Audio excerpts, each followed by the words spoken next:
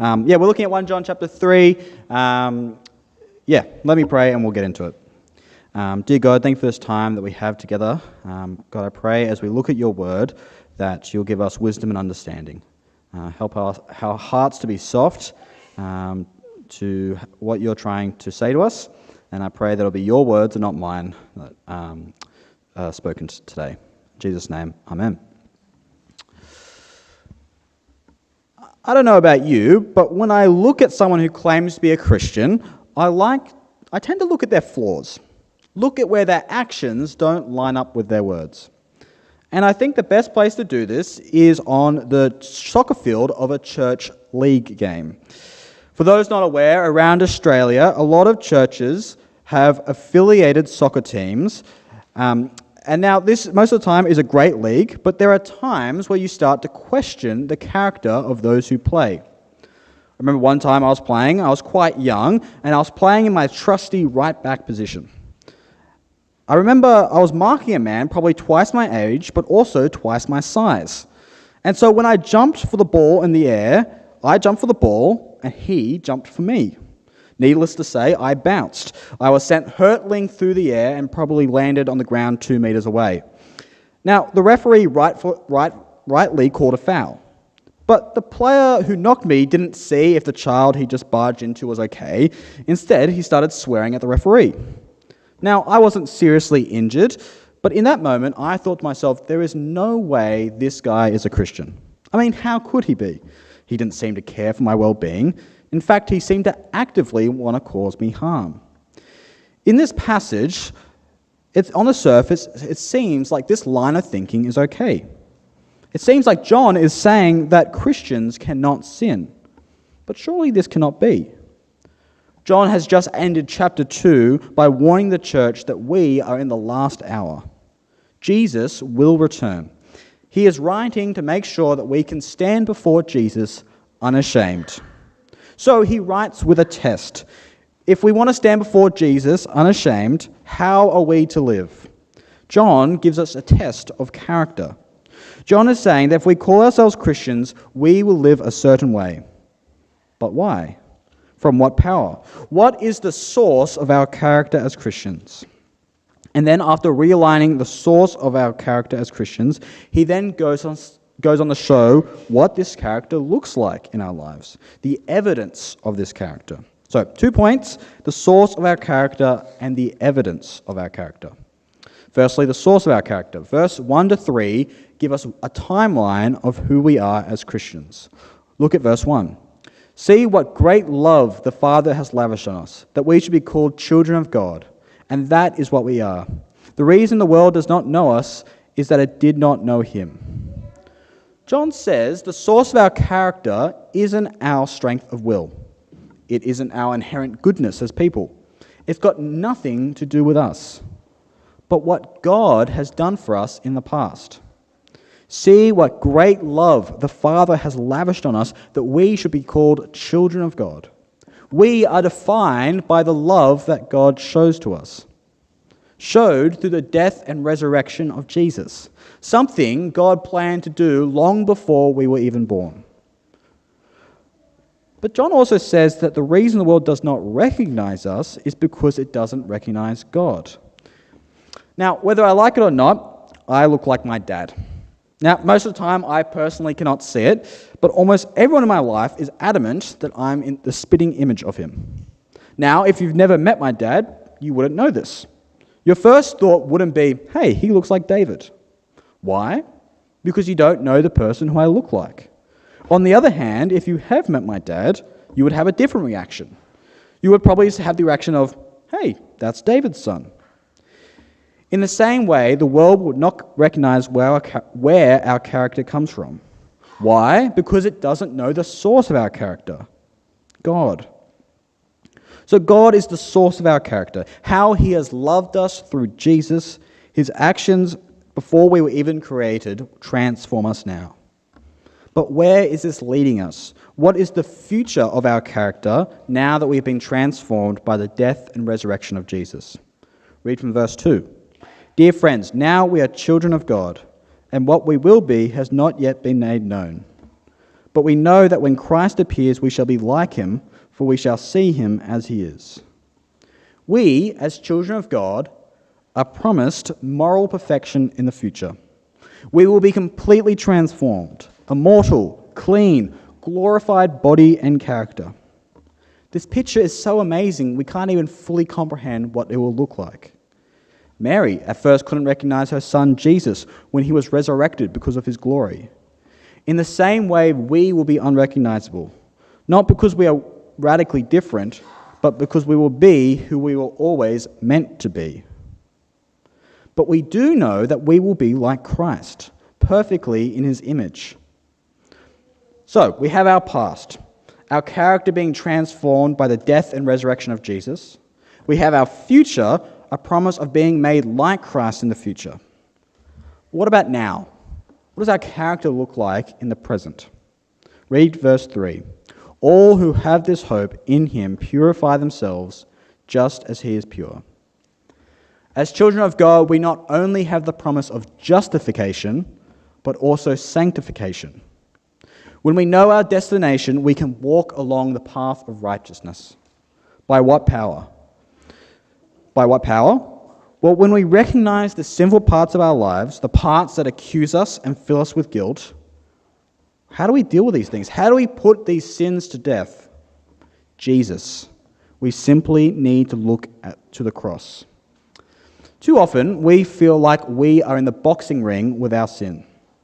We demote God to standing on the sideline as cheering us on. We rely on our own strength.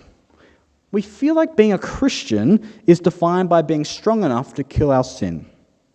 But John says that strength only comes from the love of God. Strength from the hope that Jesus will one day return. We don't look inward to our sinfulness and try to kill it. Instead, we look to Christ on the cross. Looking to Christ will reveal the sin in our lives, and by looking to the cross again and again, Christ will purify us. So, if we call ourselves Christian, then our character is found in what God has done for us. But how do we know if we have this character from God? What evidence do we have that we have been changed? Look at verse 4 to 10. Everyone who sins breaks the law. In fact, sin is lawlessness. But you know that he appeared so that he might take away our sins, and in him is no sin. No one who lives in him keeps on sinning. No one who continues to sin has either seen him or known him. Dear children, do not let anyone lead you astray. The one who does what is right is righteous, just as he is righteous. The one who does what is sinful is of the devil, because the devil has been sinning from the beginning. The reason the Son of God appeared was to destroy the devil's work. No one who is born of God will continue to sin, because God's seed remains in them. They cannot go on sinning, because they have been born of God. This is how we know who the children of God are and who the children of the devil are. Anyone who does not do what is right is not God's child, nor is anyone who does not love their brother and sister. What is the evidence of a changed character in a Christian? Well, on first glance, it looks like that we can't sin. When I was at uni, I actually met someone who believed this. He believed that the Holy Spirit, who was perfect, could not come into a sinful heart. So he believed that Christians must be perfect, and he himself was perfect. When I challenged him on this, he quoted this passage to me. At first, I was a bit confused. I hadn't studied this passage at this point, and maybe he was right. But what's the issue here? Well, when we look at the rest of 1 John, we see that this cannot be true. 1 John 1 verse 8 says, "If we claim to be without sin, we deceive ourselves and the truth is not in us." Chapter 1 verse 10 says, if we claim we have not sinned, we make him out to be a liar and his word is not in us. 1 John 2 verse 1, John says that if we sin, we have an advocate with the Father. So it's clear that John is not saying that Christians will never sin. He's not saying that a true Christian will live a perfect life. There's no explicit command that we are to never sin. Instead, John is describing that as a Christian, a child of God, we will not continue to sin. What's the difference there? What does the continue there mean? Well, John is emphasizing again and again the seriousness of sin and how it goes against the nature of someone who is a child of God. Verse 4, sin is lawlessness. Verse 6, no one who lives in him keeps on sinning. Verse 8, no one who does what is sinful, the one who does what is sinful is of the devil. Verse 9, no one born of God will continue to sin. They cannot go on sinning. Verse 10, anyone who does not do what is right is not God's child. John here is emphasizing the seriousness of sin to combat our inherent indifference towards sin. I think many of us as Christians, we kind of categorize two types of sins in our life. The sins that we actively try to work on, and the sins we kind of leave on the back burner because we feel like they aren't as important. And there's a great book called Respectable Sins that talks about this, and I've got a couple of quotes that I found really helpful. And the first one being, it's not enough to agree that we do tolerate at least some of them being sins. Anyone except for the most self-righteous person will acknowledge that. After all, no one is perfect. May be our attitude. But to honestly face those sins is another matter. For one thing, it is quite humbling. It also implies that we must do something about them. We can no longer continue to ignore them as we have in the past. Another quote saying, not only does the gospel prepare me to face my sin, it also frees me up to do so. Facing our sin causes us to feel guilty. Of course, we feel guilty because we are guilty. And if I believe consciously or unconsciously that God still counts my guilt against me, my instinctive sense of self-protection forbids me to acknowledge my sin and guilt, or at least I seek to minimize it. But we cannot begin to deal with a particular manifestation of sin, such as anger or self-pity, until we first openly acknowledge its presence and activity in our lives. So I need the assurance that my sin is forgiven before I can even acknowledge it, let alone begin to deal with it. Sin is rejecting God. It is opposite to his nature. As children of God, we know how good and beautiful God is. We know that when we draw closer to him, we can experience such immense joy and love. As people of God, we should desire to be in relationship with him and make him happy. If you've ever listened to Tim Keller preach, you've probably heard him talk about how much he loves his wife. So I'm borrowing from his approach to tell you about how much I love my fiancée. She's incredible.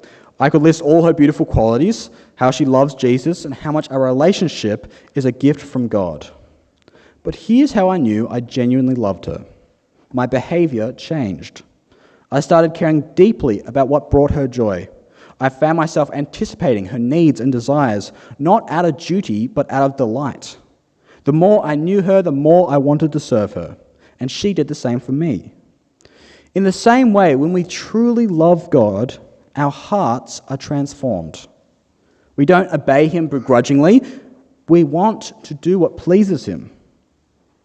And we know from the cross that he has already given us everything to bring us joy in him. So when we become indifferent towards our sin, it reveals something deeper.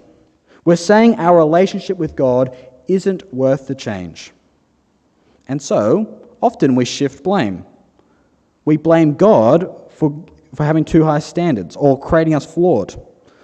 We might say, look, God, I know I have a porn addiction, but it was you who created me to have a greater sexual drive than others.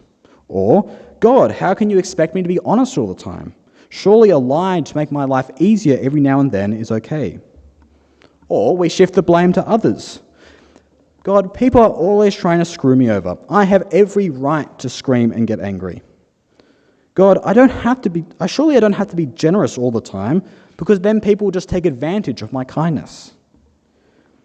Now, as you sit here today, there might be a particular sin that weighs on your mind, one that you can't seem to shake. Or you might be just overwhelmed with your sinful nature in general, thinking of all the times you get angry, selfish, or greedy. Anything else that you know goes against your relationship with God. And when we read these verses, we sometimes begin to doubt. Maybe I was never a Christian. Maybe one day everything will click and I'll look back thinking, why did I ever think I was a Christian to begin with? Resisting sin will become so much easier once I have my eureka moment. I will tell you one of the most encouraging things I ever heard as a Christian. If you're worried about your sin, then something is going right. As I've mentioned here, John is not commanding everyone to be sinless saints. He is warning them of indifference towards sin. If you're worried about sin, you've taken that warning to heart. Your struggle is not a sign that you don't know God, but a sign that the Holy Spirit has begun to work in you. He is giving you the power to say no to sin. Let's remind ourselves of the hope we have in the future. Let's read the second half of verse 8 again. The reason the Son of God appeared was to destroy the devil's work. The sin is that John is telling us that we can't be indifferent about is why Jesus appeared to us. Why can't we be indifferent towards our sin? Why should we not continue to sin again and again without repentance? Or why should we never become resigned that we will never get better? Because we see that Jesus wasn't indifferent towards sin. He lived the perfect life, and although he was tempted by sin, he never gave in and he constantly fought against it. He then gave his life so that he could free us from our own sin. To say that certain sins in our lives aren't worth fighting against is to devalue what Jesus did on the cross. To give up and say that some sins will never be dealt with is to not believe in the power of the cross. Jesus, perfect, Son of God, eternal from heaven, came to earth, died and rose for our sins. When we truly understand what he has done for us, how can we not look at our sin with disgust, but also with power? Disgust because we see how serious our sins are, that Jesus took them and paid the penalty for them on the cross. But power because we see that Jesus' death takes away sin's power over our life. Through the Holy Spirit, we are promised as children of God to be cleansed. We can't sit in our guilt. When we are convicted by the guilt of our sin, we give it to Christ. We come to him to take away our guilt and shame because we know he will. What if you're here today and you're not a Christian? Well, I hope today that you've been struck by the seriousness of sin, going against what God wants from us. I hope you realize that everyone sins, including yourself. But I hope that's not the only thing you take away from today. I hope you realize that God understands the seriousness of your sin and doesn't leave you there. He offers a cure, a way out. It's not something that you have to earn or be good enough for. It's not something that you have to kind of make it halfway there and God will make it the rest of the way for you. God has done it all for you. God sent Jesus to die on the cross so that you could be saved. He loves you and wants to be in a relationship with you. And so he took the cost on himself. All you have to do is trust him. Trust that he does love you, that he will save you. That is our hope. Let me pray. Dear God, we praise you for what you've done for us. God, we are sinners. We reject you. But God, I pray that we will not grow indifferent or resigned to our sin, but that we will look to the cross and realize that if we cling to you, you have promised us salvation. I pray that we will encourage each other and, depend on you in all things. In Jesus' name, amen.